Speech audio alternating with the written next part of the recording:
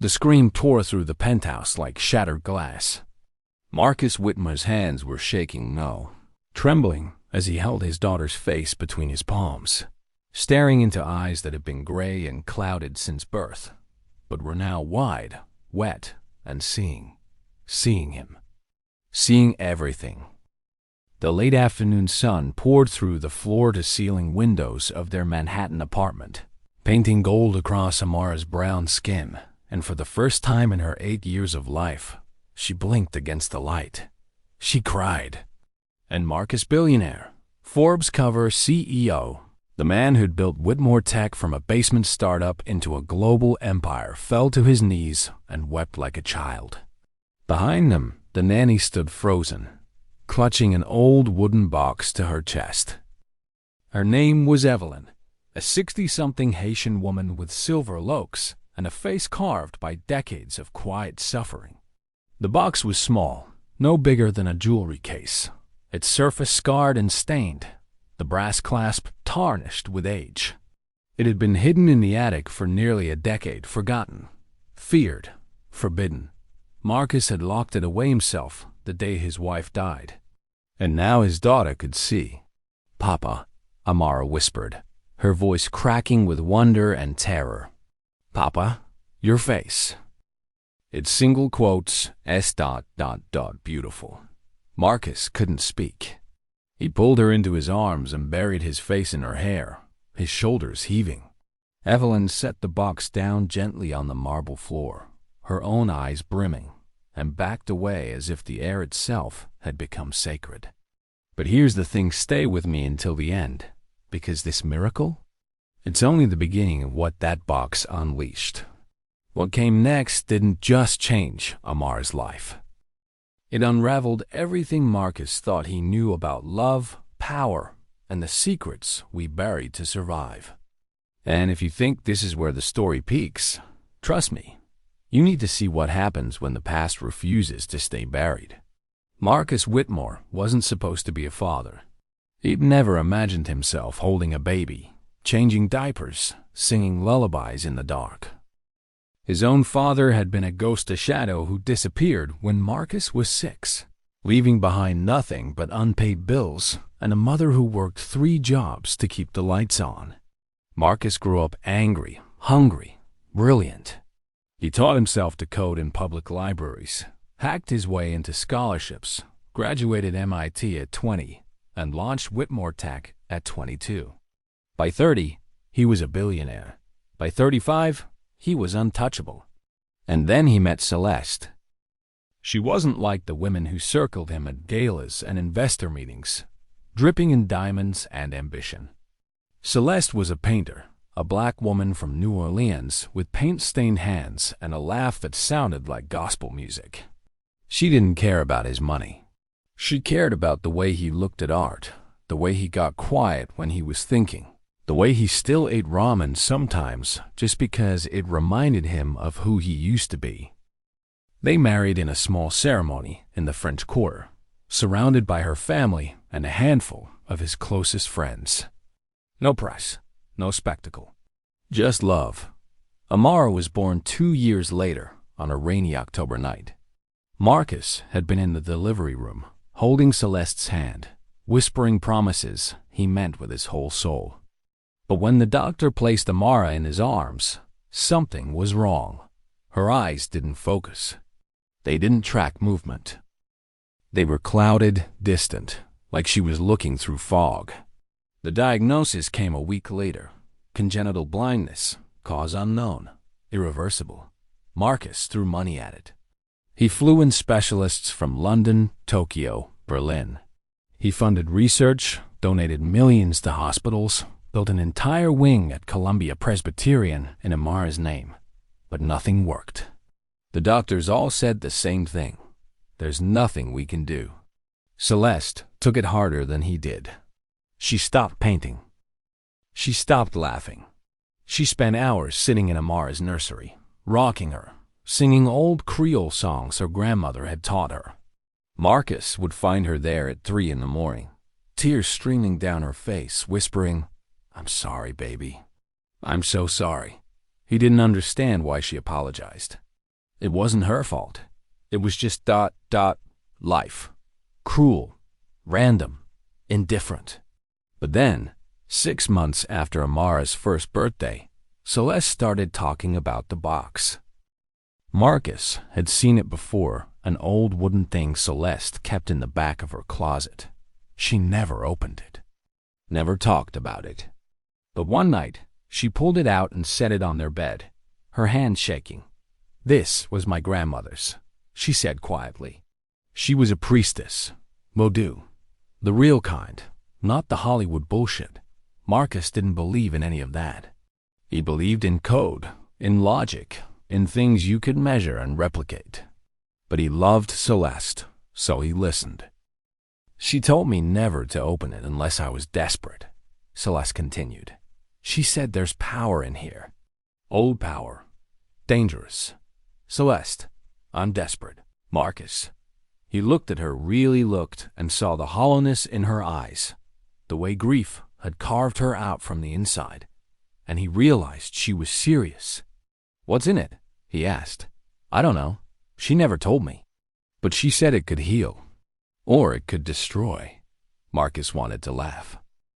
He wanted to call it superstition, folklore, desperation dressed up as faith.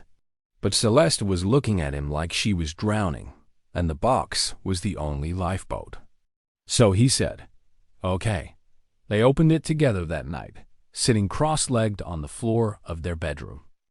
Inside was a collection of strange objects. A small glass vial filled with something dark and viscous.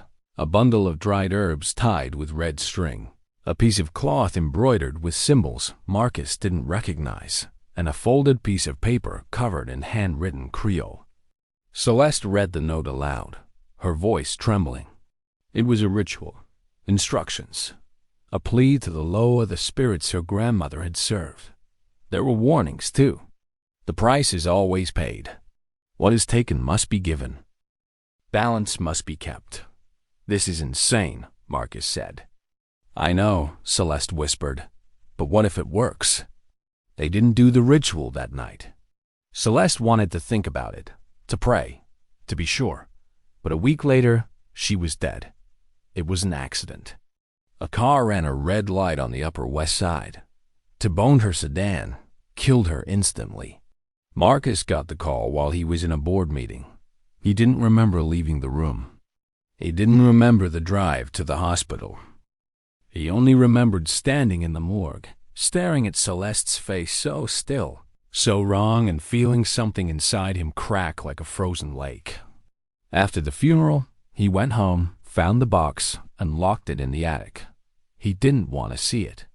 Didn't want to think about it. It felt cursed, tainted, like it had taken Celeste from him the moment she'd considered using it. But now, Amara could see, and the box was open again. Marcus stood slowly, his legs unsteady, and walked over to where Evelyn had set it down. He stared at it, his heart pounding. "Evelyn," he said quietly, "what did you do?"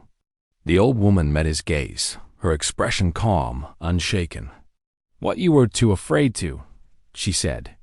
Evelyn Baptiste had worked for the Whitmore family for 7 years. She'd started a year after Celeste died, hired through an agency that specialized in placing caregivers for children with disabilities. Marcus had interviewed a dozen candidates, but Evelyn was different. She didn't pity Amara. She didn't speak to her in that sing-song voice people used around blind children, like they were fragile or simple. She spoke to her like a person. She listened when Amara talked about the shapes she could feel in her mind, the colors she dreamed about, the music she heard in the rain. "She sees more than you think," Evelyn had said during her interview, "just not with her eyes." Marcus had hired her on the spot. Over the years, Evelyn became more than a nanny. She became family. She cooked Haitian food on Sundays, griot and diriok janjan, and told Amara stories about the Loa, about Azuli and Legba and Baron Samedi. Marcus didn't love it.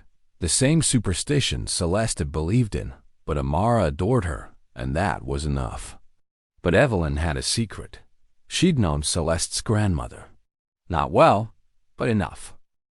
They'd both been part of the same community in Port-au-Prince before emigrating to the States, both priestesses in the old tradition.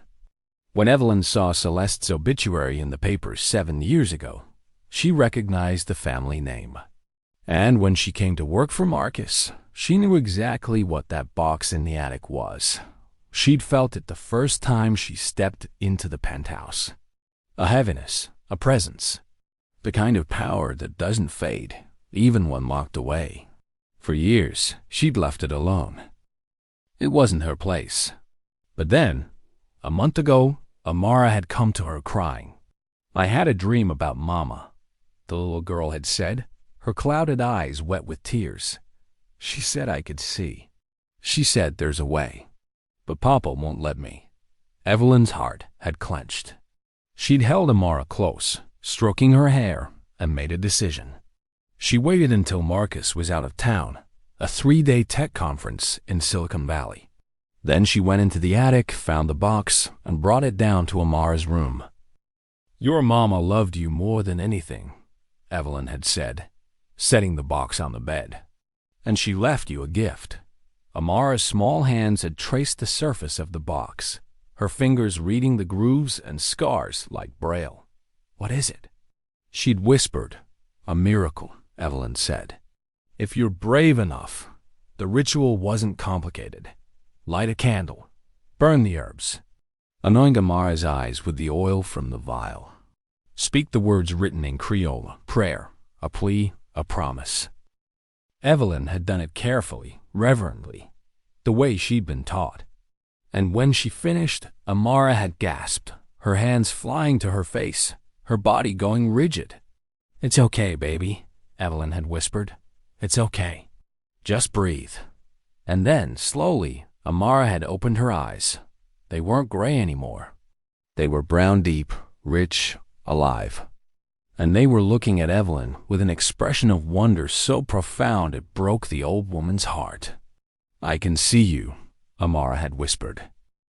"I can see you, Evelyn." That's when Marcus had come home early. Now, standing in the living room, the box between them, Marcus looked at Evelyn like she was a stranger. "You had no right," he said, his voice low and dangerous. "You're right," Evelyn said calmly. "I didn't, but I did it anyway. Do you have any idea what you've done?" Marcus's voice cracked. "That box, Celeste. Celeste wanted this," Evelyn interrupted. She wanted Amara to see. She just didn't have the courage to finish it. Marcus flinched like she'd slapped him. "And you do?" He spat. "You think you know better than me? Than the doctors? Than a dead woman who loved her daughter more than her own life?" Evelyn's voice was sharp now, cutting. "Yes, Marcus. I do." The silence that followed was suffocating. Amara, still sitting on the floor, looked between them with her new eyes, confusion and fear flickering across her face. "Papa?" she said quietly. "Are you mad at Evelyn?" Marcus's jaw tightened. He crouched down, taking Amara's hands. "No, baby," he lied. "I'm not mad. I'm just ... surprised." Amara smiled, a small, tentative thing, and it broke something in him all over again. But as Marcus looked back at the box, a cold dread settled in his chest. He thought about the note. The price is always paid. What is taken must be given. "Evelyn," he said quietly, "what's the price?" The old woman's face darkened. "I don't know," she admitted. "But it's coming." Take a second and ask yourself, if you had the power to give your child a miracle, would you take the risk? Drop a comment below and let me know, because what happens next is going to make you question everything you thought you knew about love and sacrifice. The first sign came 3 days later. Amara woke up screaming. Marcus bolted out of bed, his heart hammering, and ran to her room. She was sitting up in bed, her new eyes wide and wild, her small body trembling. "Papa?" she gasped. "Papa, she's here." "Who's here?" Marcus asked, pulling her into his arms. "Mama." The room went cold. Marcus looked around, his skin prickling. The room was empty. Just Amara's bed, her toys, the soft glow of her nightlight shaped like a crescent moon. "Amara, baby, Mama's not. She's here," Amara insisted, pointing toward the corner of the room. "She's standing right there." Marcus followed her gaze. There was nothing, just shadows. But Amara wasn't looking at nothing. She was staring, her new eyes fixed on a point in the dark, and her expression was one of pure, unfiltered terror. "She's angry," Amara whispered. "She's so angry, Papa." Marcus's blood turned to ice. He didn't believe in ghosts. He didn't believe in spirits or curses or any of the things Celeste had talked about. But watching his daughter stare at something he couldn't see, hearing the fear in her voice, "Amara," he said gently, "there's nothing there. She says you shouldn't have let Evelyn open the box," Amara interrupted, her voice eerily calm now. "She says the price is too high. She says—" Amara stopped, but she didn't. She kept talking, her voice taking on a strange, distant quality, like she was reciting something from memory. "She says the Loa don't give without taking. She says they're coming. She says—" "Amara!" Marcus grabbed her shoulders, his voice sharper than he intended. Amara blinked, her eyes refocusing, and she started to cry. "I'm sorry," she sobbed. "I'm sorry, Papa. I didn't mean to scare you." Marcus pulled her close, his own hands shaking. "It's okay," he whispered. "It's okay, baby. You just had a bad dream."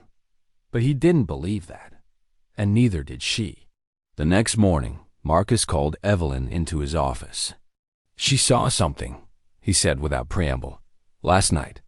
She said Celeste was in her room." Evelyn didn't look surprised. "The veil is thin now," she said simply. "The ritual opened it. Amara can see more than just the physical world. I don't want her seeing ghosts, Evelyn. I want her to see the world like a normal kid. There's no going back, Marcus. What's done is done." Marcus slammed his hand on the desk, making Evelyn flinch. "Then undo it." "I can't." "Find a way." Evelyn stood, her expression hard. "You think I haven't tried? You think I don't know what I've done? That box doesn't just give. It binds." Amara's sight isn't a gift, Marcus. It's a contract. And someone's going to pay. Marcus felt the room tilt. "What does that mean?" he asked, his voice barely a whisper. Evelyn didn't answer. She just walked out, leaving him alone with the weight of what was coming. That night, Amara saw her mother again. This time, Marcus saw her too. He was sitting in his study, nursing a glass of whiskey, when the temperature dropped. His breath misted in the air. The lights flickered. And then she was there, Celeste. She stood in the doorway, exactly as he remembered, her dark skin, paint-stained hands, that sad, soft smile. But her eyes were wrong. They were hollow, endless, filled with something ancient and hungry. "Marcus," she said, and her voice was like wind through dead leaves. It couldn't move, couldn't breathe. "You shouldn't have let her open it," Celeste said. "I told you. I warned you." "I didn't," Marcus choked out. "I didn't open it." "Evelyn, it doesn't matter." Celeste stepped closer, and the air grew colder. "They're coming for what's owed, and they always collect." "Who?" Marcus whispered. "Who's coming?" Celeste smiled, and it was the saddest thing he'd ever seen.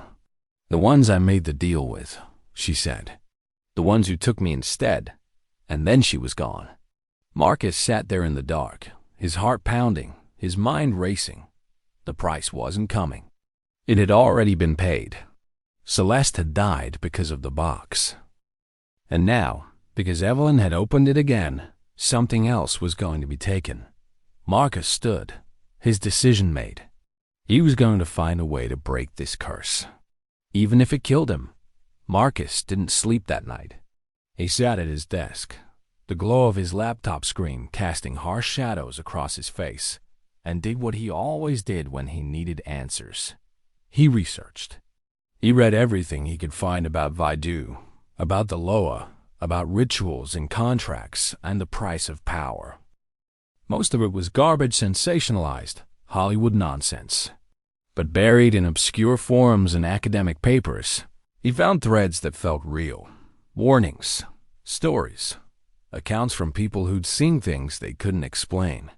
One name kept appearing: Mama Laveau. Not the famous Marie Laveau from New Orleans folklore, but her descendant, a woman who still practiced in the Ninth Ward, who still honored the old gods, who still knew the language of spirits. By dawn, Marcus had booked a flight. He told Evelyn he'd be gone for 2 days. She didn't ask where he was going. She just nodded and promised to keep Amara safe. From what? Marcus had asked. From what's coming, Evelyn said.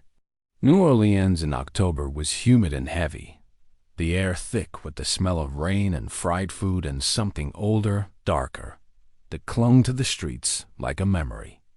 Marcus took an Uber from the airport to the Ninth Ward, to a small house painted Caribbean blue with wind chimes hanging from the porch.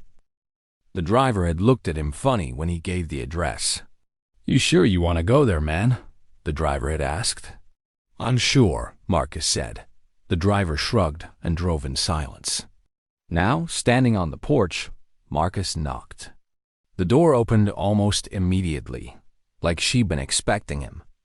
Mama Laveau was older than Marcus had imagined, maybe 70, maybe older, with silver hair wrapped in a crimson scarf and eyes that seemed to look through him rather than at him. She wore a simple white dress, and around her neck hung a necklace made of bones and cowrie shells. "Marcus Whitmore," she said, her voice low and musical. "I wondered when you'd come." He blinked. "You know who I am?" "Child, I knew your wife. Knew her grandmother too. You think the spirits don't talk?" She stepped aside, gesturing him in. "Come, we have much to discuss." Inside, the house smelled like incense and tobacco and something sweet Marcus couldn't place. The walls were covered in paintings, vivid, chaotic things that reminded him of Celeste's work. Candles burned everywhere, casting flickering shadows. In the center of the room was a small altar covered in offerings: rum, cigars, coins, flowers. Mama Laveau sat in a worn armchair and gestured for Marcus to sit across from her. "You opened the box," she said. It wasn't a question. "Not me," Marcus said. "The nanny." "But yes, and now the child can see." "Yes." Mama Laveau nodded slowly, like this confirmed something she already knew. "And the price?" Marcus swallowed hard. "Celeste. She died because of it, didn't she? Not because of it." For it, Mama Laveau leaned forward, her eyes intense. "Your wife made a bargain with the Loa. She offered herself in exchange for your daughter's sight. But she was too afraid to finish the ritual.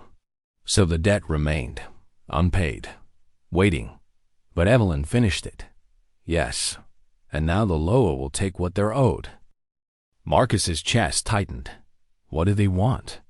Mama Laveau was silent for a long moment, her gaze distant, like she was listening to something Marcus couldn't hear. "A life," she said finally. "That's always the price. A life for a life. Your wife tried to give hers, but the ritual wasn't complete.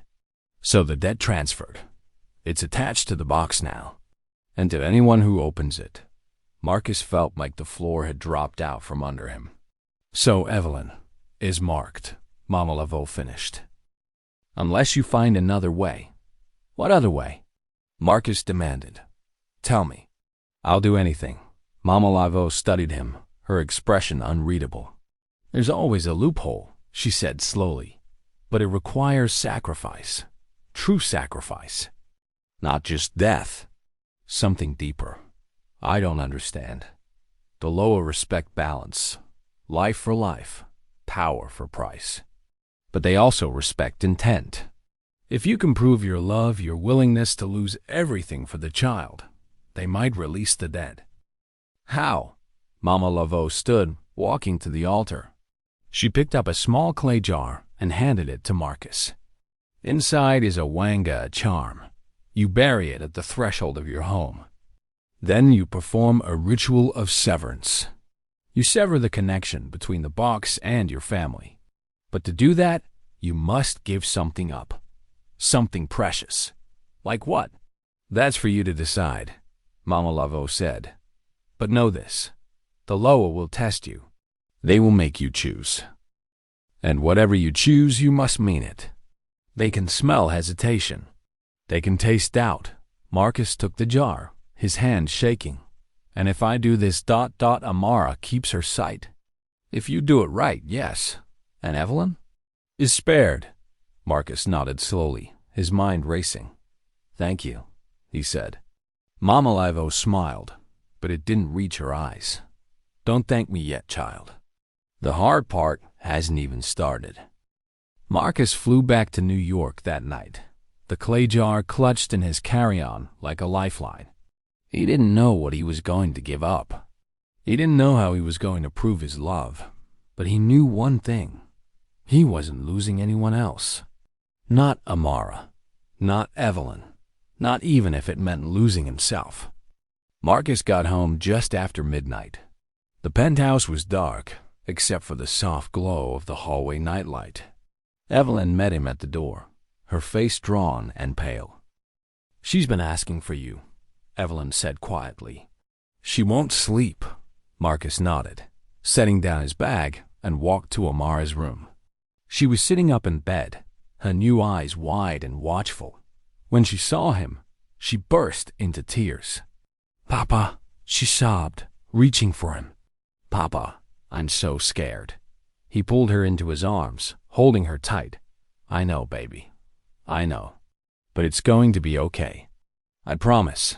She keeps coming back, Amara whispered into his chest. Mama, she keeps telling me things. Marcus's heart clenched. What does she say? Amara pulled back, looking up at him with those new, impossible eyes. She says you can't save me. She says the shadows are hungry. She says, her voice broke. She says I should close my eyes again. Marcus felt a surge of anger at Celeste, at the Loa, at the universe for being so goddamn cruel. No, he said firmly.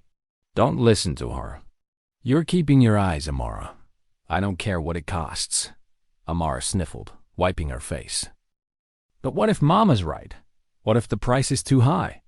Marcus cupped her face in his hands, his voice steady and sure. Then I'll pay it, he said. Whatever it is. I'll pay it. Amara stared at him for a long moment, then nodded, her small body relaxing slightly.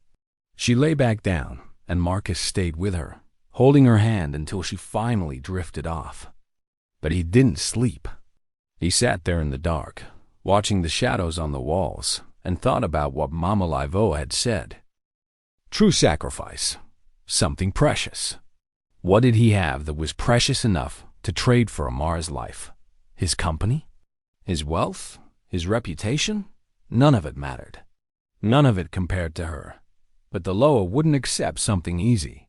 They'd want something that hurt, something that broke him. And then, like a whisper in the dark, he knew. The next night, Marcus performed the ritual. He waited until Amara was asleep, until Evelyn had gone to bed. Then he took the clay jar Mama Laveau had given him and went to the front door of the penthouse. He knelt, digging his fingers into the plush carpet at the threshold, and buried the jar just beneath the surface. The wanga inside felt warm, alive, like it was pulsing with a heartbeat that wasn't his own. Then he went to the living room, where the box still sat on the coffee table. He picked it up, feeling the weight of it, not just physical, but something deeper, heavier. He carried it to the center of the room and set it down.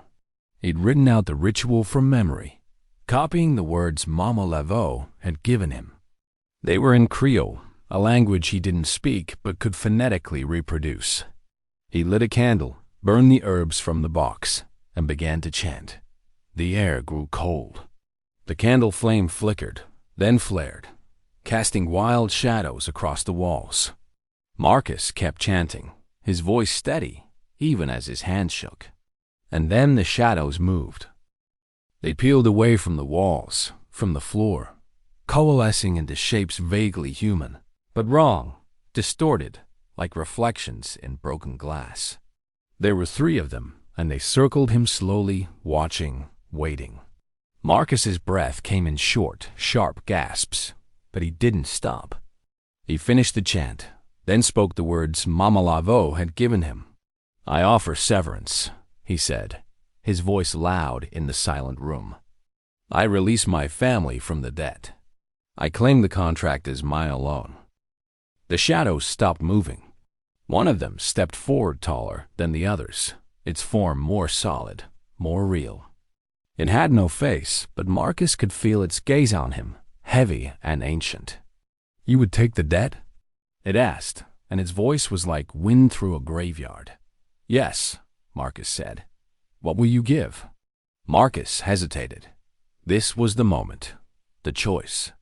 He thought about Amara, about her laugh, about the way she looked at him with her new eyes, full of wonder and hope. He thought about Celeste, about the life they'd built, the love they'd shared, and he knew what he had to give. "My memory?"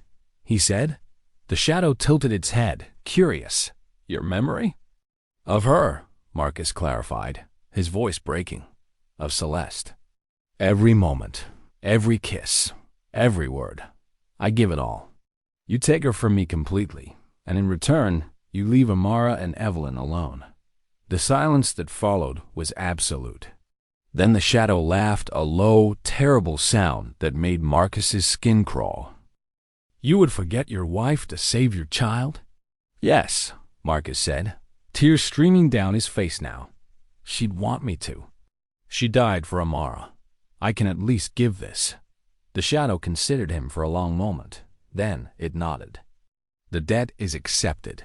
The shadow surged forward, wrapping around Marcus like chains. He gasped, his body going rigid, and then pain. Not physical. Worse. It was like someone was reaching into his mind, into his soul, and tearing pieces away. He saw Celeste's face, her smile, her eyes, the way she looked on their wedding day, and then it was gone. He saw their first kiss, their first fight, the way she'd cried when Amara was born gone. Every memory, every moment, ripped away like pages from a book. Marcus screamed. And then, just as suddenly as it started, it stopped. The shadows released him, and he collapsed to the floor, gasping for air. The candle had gone out. The box was empty, crumbling to ash before his eyes.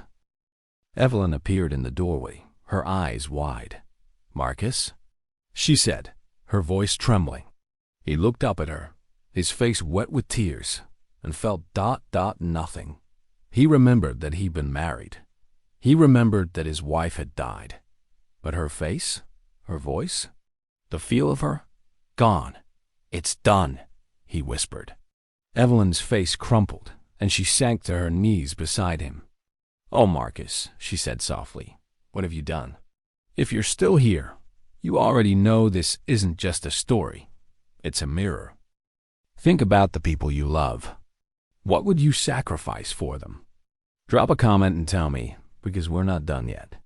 What comes next will make you question whether some prices are too high, even for miracles." Marcus woke on the couch, his body stiff and aching. Sunlight streamed through the windows, harsh and unforgiving. He sat up slowly, his head pounding, and tried to piece together what had happened. He remembered the ritual. He remembered the shadows. He remembered making a choice. But the details were blurry, slipping through his fingers like water. Evelyn was in the kitchen, making coffee. She looked like she hadn't slept, her eyes red-rimmed and hollow. When she saw him, she set down the mug and walked over, her expression unreadable. "How do you feel?" she asked softly. Marcus frowned. "Like I got hit by a truck.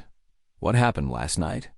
Evelyn's face tightened, and for a moment, she looked like she might cry. "You don't remember?" "I remember. The ritual, the shadows.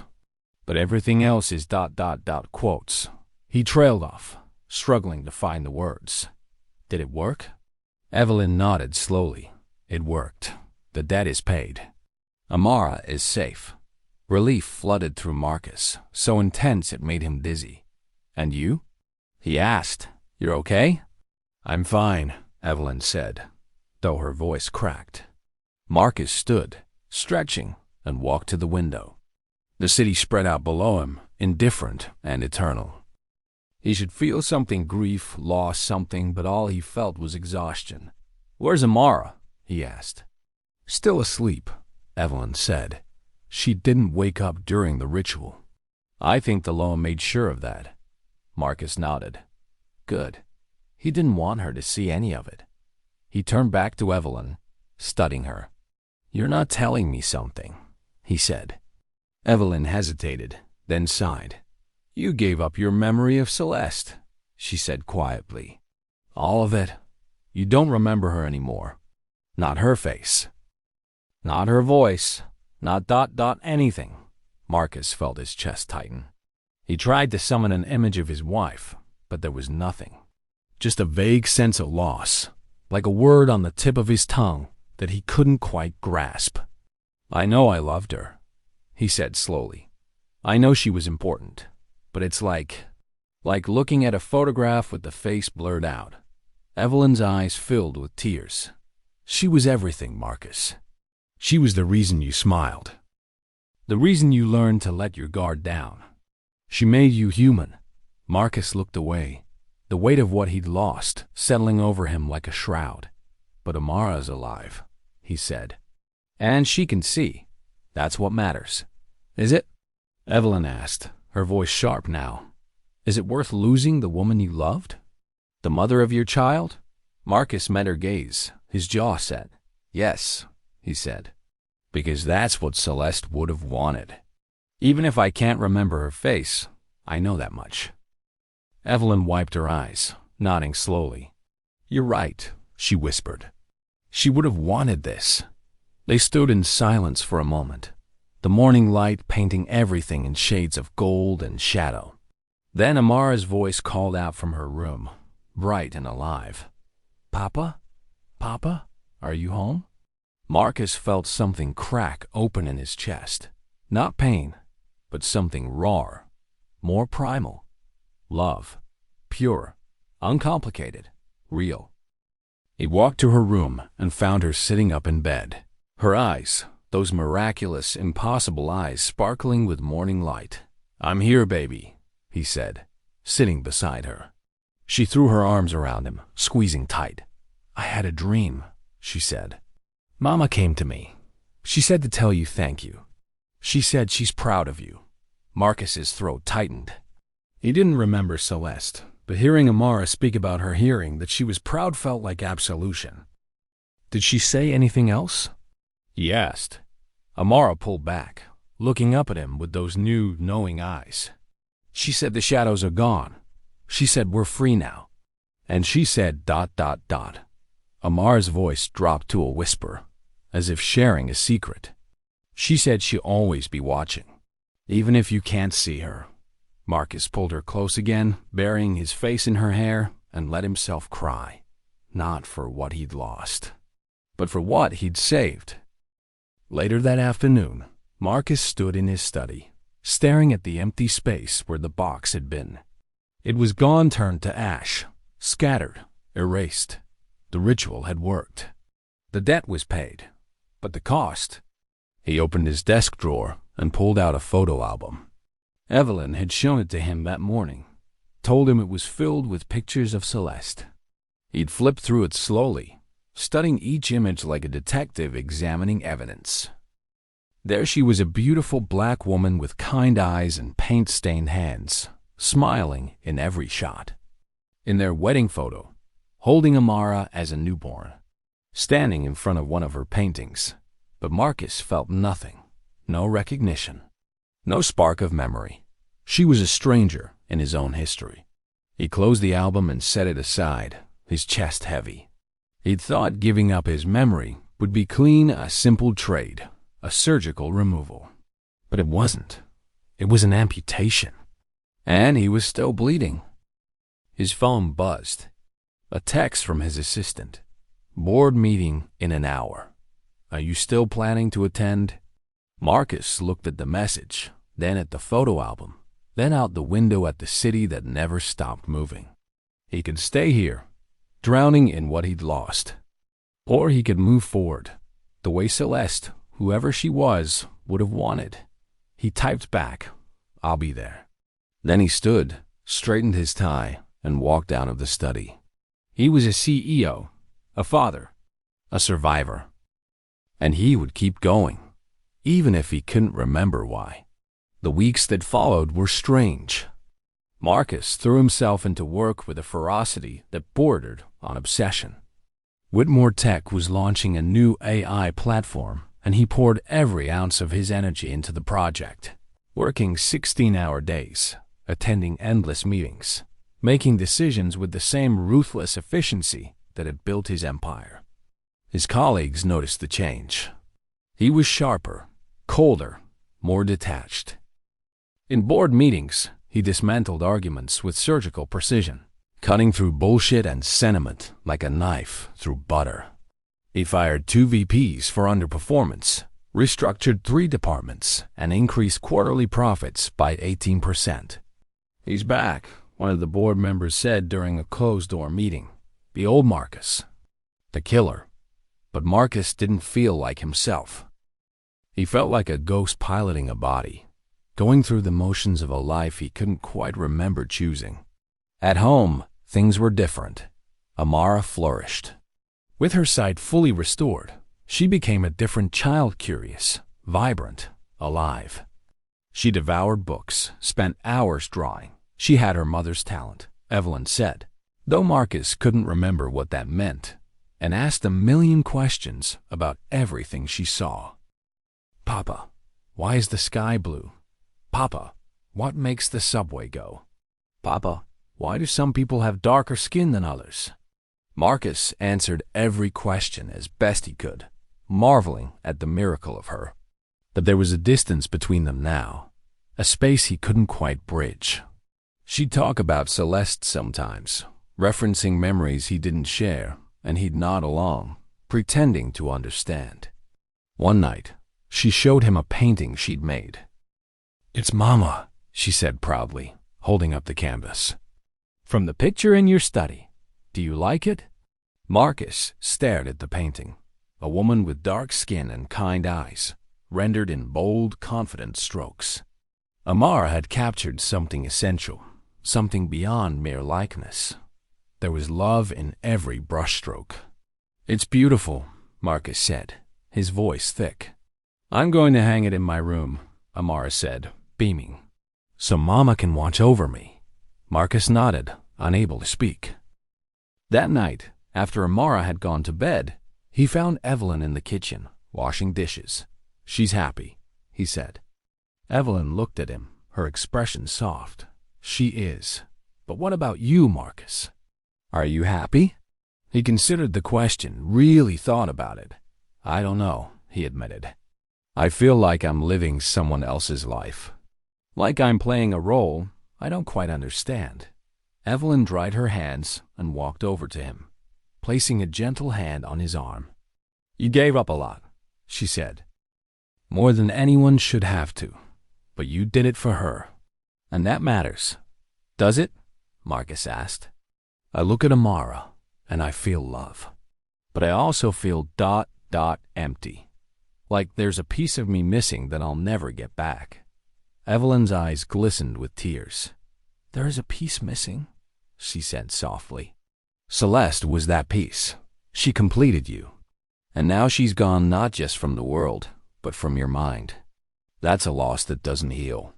Marcus looked away, his jaw tight. "Then how do I move forward?" he asked. "You do what you've always done," Evelyn said. "You survive. You adapt. You find new reasons to keep going. And if I can't?" Evelyn squeezed his arm. "Then you fake it until you can." A month after the ritual, Marcus received a letter. It arrived in the mail, a plain envelope with no return address, his name written in elegant script on the front. Inside was a single piece of paper, the message written in the same hand. Dear Marcus, you don't know me, but I knew Celeste. We were friends in New Orleans before she moved north. I heard about what happened, about the box, about the ritual, about the price you paid. I'm writing to tell you that she loved you more than anything in this world. She talked about you constantly, about how you made her feel safe, how you saw her for who she really was. She told me once that if anything ever happened to her, she wanted you to know that loving you was the best decision she ever made. I know you can't remember her now, but I thought you should know that she remembered you, always. With sympathy, Simone declared. Marcus read the letter 3 times, his hand shaking. He didn't remember Celeste, but this woman Simone did. And through her words, he could glimpse the shadow of what he'd lost. He folded the letter carefully and tucked it into his wallet, a small talisman against the emptiness. That night, he dreamed. In the dream, he was standing in an art gallery, surrounded by paintings he didn't recognize. And then he saw her, a woman with dark skin and paint-stained hands, standing in front of a canvas, smiling. "You came," she said, and her voice was warm, familiar in a way that made his chest ache. "I don't know you," Marcus said. "I know," she replied. "But I know you." And that's enough. She reached out, taking his hand, and for a moment, just a moment, he remembered. Her laugh, her smile. The way she used to hum while she painted. The way she'd curl up against him at night, her head on his chest, listening to his heartbeat. "I miss you," he said, tears streaming down his face. "Even though I don't remember, I miss you." "I know," she whispered. "But you saved her, Marcus. You saved our daughter. And I will always love you for that." She leaned in, pressing a kiss to his forehead, and then she was gone. Marcus woke with a start, his face wet, his heart pounding. And for the first time since the ritual, he felt at peace. 6 months after the ritual, Marcus launched the Celeste Whitmore Foundation. He didn't remember her, but he knew she'd been important. He knew she'd loved art, loved helping people, loved making the world more beautiful. So he created a foundation in her name, dedicated to funding arts education for underprivileged children and supporting research into childhood blindness. The foundation's first gala was held at the Museum of Modern Art in Manhattan, a glittering affair attended by celebrities, politicians, and tech moguls. Marcus gave a speech, short, heartfelt, written with Evelyn's help, about the importance of giving children the tools to see the world, both literally and figuratively. "My daughter was born blind," he said, standing at the podium, the room silent and attentive. "And though she can see now, I know there are thousands of children who can't. This foundation is dedicated to changing that, to giving them hope, to giving them a future." The applause was thunderous. Afterward, a woman approached him, mid-40s, black, with intelligent eyes and a warm smile. "Mr. Whitmore," she said, extending her hand. "I'm Dr. Aisha Monroe. I run a clinic in Brooklyn that treats children with visual impairments. Your foundation's work could change lives." Marcus shook her hand, intrigued. "Tell me more," he said. They talked for an hour, and by the end of the night, Marcus had committed to funding her clinic's expansion. It felt good, purposeful, like he was building something that mattered. But more than that, it felt like a way to honor the woman he couldn't remember. At home, Amara continued to thrive. She was enrolled in a private school now, excelling in art and literature. Her teachers raved about her talent, her creativity, her empathy. She made friends easily, laughed often, and seemed to carry no scars from the darkness that had once surrounded her. But she still saw things. Not the shadows, those were gone. But sometimes, late at night, she'd tell Marcus about dreams she had. Dreams where Celeste visited her, told her stories, sang her songs. "She says she's happy," Amara told him one evening as he tucked her in. "She says we did the right thing." Marcus smoothed her hair, his chest tight. Do you miss her? He asked. Amara nodded. Every day. But I also feel her, Papa. She's not gone. Not really. Marcus kissed her forehead. Then hold on to that, he said, because love doesn't die, even when memory does. One night, Marcus was working late in his study when Evelyn knocked softly on the door. Can I come in? She asked. Of course.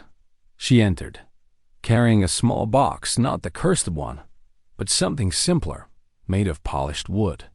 I'd been holding on to this, she said, setting it on his desk. Celeste gave it to me a few weeks before she died. She told me to give it to you if anything ever happened to her. Marcus stared at the box, his pulse quickening. What is it? Letters, Evelyn said. She wrote them for you. And for Amara, I think. I think you should read them. Marcus opened the box with trembling hands. Inside were dozens of envelopes, each labeled with a date or an occasion. For Marcus, on our anniversary.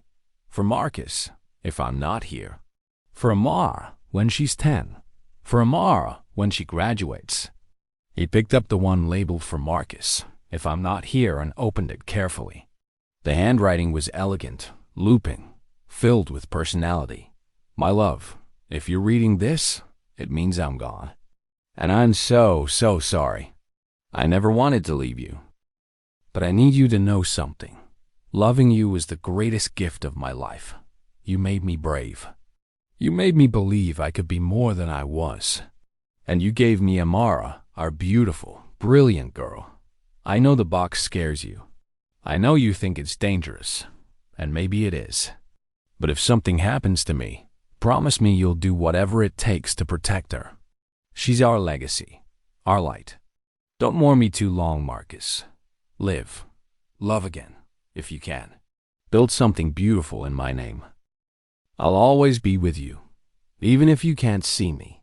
Forever yours. Celeste. Marcus read the letter 3 times, tears streaming down his face. He didn't remember writing vows to this woman. He didn't remember falling in love with her. But reading her words, feeling the depth of her love, it was like meeting her for the first time. She was extraordinary, he whispered. Evelyn nodded, wiping her own eyes. She was.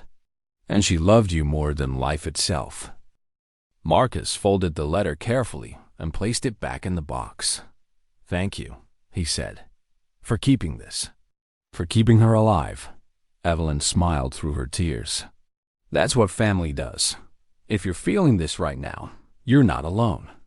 Love leaves marks, even when memory fades. Drop a comment below. Tell me about someone you've lost or someone you'd sacrifice everything for. And if this story is hitting you where it hurts, follow for more, because we're not done yet. Amara turned 10 on a rainy October afternoon. Marcus threw her a party at the penthouse. Nothing extravagant, just a few school friends, cake, balloons, and laughter. She wore a yellow dress and a crown made of paper flowers, and she looked so much like Celeste, or so Evelyn said, that it made Marcus's heart ache in ways he didn't fully understand. After the guests left, Amara found him in his study, where he was going through emails. Papa? She said, standing in the doorway. Hey, birthday girl, Marcus said, smiling. Did you have fun? Yeah, she said. But I have a question. Shoot. Amara hesitated, chewing her lip, a nervous habit she'd had since she was small. Do you ever wish you could remember Mama? Marcus's smile faded. He set down his phone and gestured for her to come sit beside him. Every day, he admitted. Amara climbed onto the chair, curling up against his side. Evelyn told me what you did, she said quietly. She said you gave up your memory of Mama to save me. Marcus's chest tightened. He'd asked Evelyn not to tell Amara, but maybe it was better that she knew. I did, he said, and I'd do it again. But don't you hate it? Amara asked, looking up at him with those miraculous eyes. Don't you hate not knowing her? Marcus thought about the question, really thought about it. Sometimes, he said. But then I look at you, and I realize that even though I can't remember her, she's still here. In you. In the way you laugh, the way you paint, the way you see the world. You're her legacy. And that's enough. Amara's eyes filled with tears. But what if I forget her too? What if, when I grow up, I can't remember what she sounded like? Or what she smelled like? Marcus pulled her close, his own eyes stinging. Then we'll keep her alive in other ways, he said. Through stories, through the foundation, through the letters she left us. Memory isn't the only way to love someone, Amara. Sometimes love is just holding space for them, honoring who they were. Amara nodded against his chest, her small body shaking with silent sobs. They sat like that for a long time, father and daughter, holding on to each other in the gathering dark. A week later, Amara came to Marcus with a request. I want to go to New Orleans, she said. I want to see where Mama grew up. I want to meet her family. Marcus hesitated. He hadn't been back to New Orleans since Celeste's funeral, a blur of grief and strangers and a graveside service he barely remembered. Are you sure? He asked. Amara nodded firmly. I need to know her, Papa. The parts you can't tell me. So they went. Marcus, Amara, and Evelyn flew to New Orleans on a crisp November morning. They stayed in a hotel in the French Quarter, and the next day, Evelyn took them to the 9th Ward to the house where Celeste had grown up. It was a small shotgun house painted pale green, with a porch that sagged slightly and wind chimes that sang in the breeze. An older woman answered the door, Celeste's aunt, a woman named Marlene with silver hair and Celeste's eyes. She took one look at Amara and burst into tears. Lord, have mercy, she whispered. You look just like her. They spent the afternoon there, drinking sweet tea on the porch while Marlene told stories. She talked about Celeste as a child, wild, creative, always covered in paint. She talked about Celeste's grandmother, the priestess, the woman who'd started all of this. She talked about love and loss and the way grief could break you or make you stronger. Amara listened, wide-eyed, soaking it all in. And Marcus listened too, piecing together a portrait of the woman he'd loved and lost. With every story, he felt something shift inside him, not memory, but understanding. A sense of who Celeste had been, even if he couldn't remember her face. Before they left, Marlene took Amara's hands. Your mama loved you more than anything, she said. Don't you ever forget that. I won't, Amara promised. That night, back at the hotel, Amara couldn't sleep. She knocked on Marcus's door, and he let her in. They sat on the bed together, the glow of the city filtering through the curtains. Papa, Amara said, do you think Mama's proud of us? Marcus looked at his daughter, this brave, beautiful girl who'd been given a miracle and carried it with grace. I think she's proud of you, he said. And I think she'd forgive me for forgetting, as long as I kept you safe.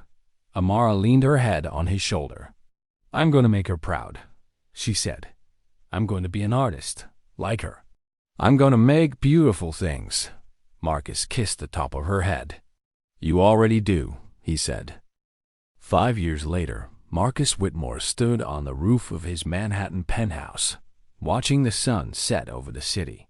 He was 45 now, graying at the temples, lines etched into his face from years of work and worry and love.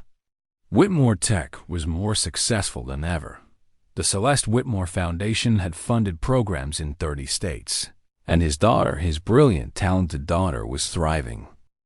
Amara was 15 now, a sophomore in high school, and already making waves in the art world. Her paintings had been featured in galleries across New York, raw and emotional pieces that spoke to loss and hope and the resilience of the human spirit. She'd inherited her mother's talent, her mother's heart, and Marcus had learned to live with the hole in his memory. It never fully healed. There were still nights when he'd wake up feeling a profound sense of loss, a grief for a woman he couldn't remember. But he'd learned to carry it.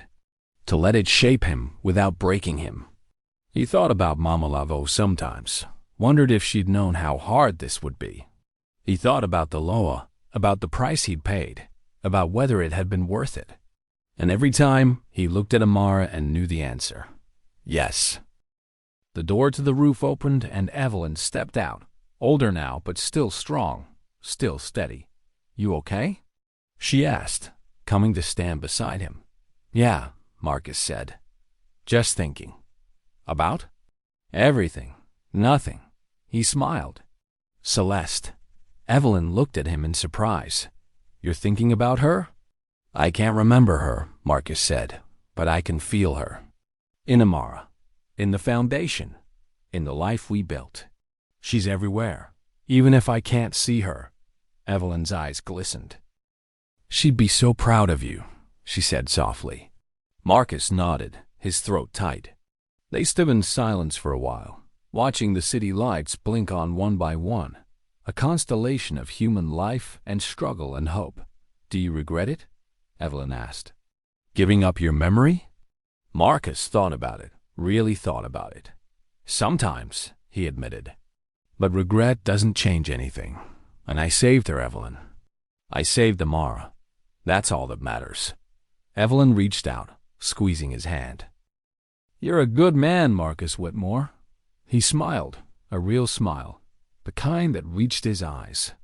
"I'm trying to be." That night, Amara came home from an art show, buzzing with excitement. "Papa, Papa!" she called, bursting into the living room where Marcus was reading. "I sold 3 paintings. And a gallery owner wants to feature me in a group show next month." Marcus set down his book, grinning. "That's incredible, baby. I'm so proud of you." Amara threw her arms around him, and he held her tight, marveling at the young woman she was becoming. "I've been working on something," she said, pulling back. "A new piece. I want to show you." She led him to her studio, a converted bedroom filled with canvases and paint and light. In the center of the room was a large painting, covered with a sheet. "I've been working on it for months," Amara said. It's about us. About our family. About Mama." She pulled off the sheet. Marcus's breath caught. The painting was stunning, a triptych showing 3 figures. On the left was a woman with dark skin and paint-stained hands, her face turned toward the sky, her expression peaceful. In the center was a man holding a little girl, both of them painted in shadows and light, their faces full of love and determination. On the right was the girl again, older now, standing alone but strong, her eyes wide open, staring out at the viewer. "It's called The Price of Sight," Amara said softly. "It's about what we gave up. And what we gained." Marcus couldn't speak. He stared at the painting, at the woman who was his wife, a wife he didn't remember but could feel in every brushstroke. "It's beautiful," he finally whispered. Amara smiled, tears in her eyes. "She's always with us, Papa, even when we can't see her." Marcus pulled her into a hug, and they stood there in the studio, surrounded by art and memory and love. "If you've stayed with me this far, you know this isn't just a story about magic or miracles. It's about the prices we pay for love, the things we sacrifice to protect the people who matter most, and the way we carry those we've lost, even when we can't remember them. Drop a comment below and tell me, what would you sacrifice? What price would you pay? And if this story moved you, hit that follow button. Because stories like this, stories about Black excellence, about resilience, about the power of love, these are the stories we need to keep telling. These are the stories that change the world. Years later, when Marcus was old and gray, sitting in a gallery watching his daughter's retrospective exhibition, he felt a hand on his shoulder. He turned, expecting Evelyn or a friend. But there was no one there, just a warmth, a presence, and a faint smell of paint and jasmine. He smiled, tears in his eyes. "Thank you," he whispered to the empty air, "for everything." And somewhere, in the space between memory and love, Between loss and grace, Celeste Whitmore smiled back.